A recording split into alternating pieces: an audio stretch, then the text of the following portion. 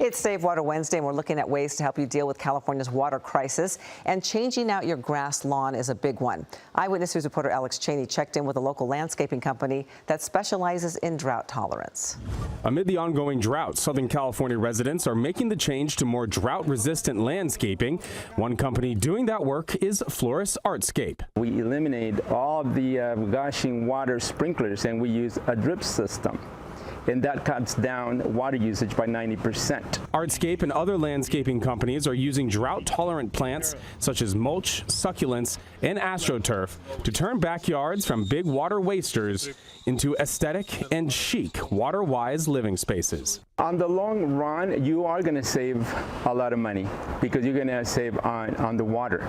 So maybe at the beginning, there's going to be a little bit of expense, but then on the long run, maintenance-wise, you're going to cut it down by 80%, and the water usage, of course, you're going to cut it also by 80%. Brad Orfall and his wife had their front and backyards renovated this summer by Flores Artscape, and Brad says he's already seen the price drop in what used to be his nearly $300 to $400 monthly water bill. Well, our water bill when we first moved in was very low because there was no landscaping really to speak of.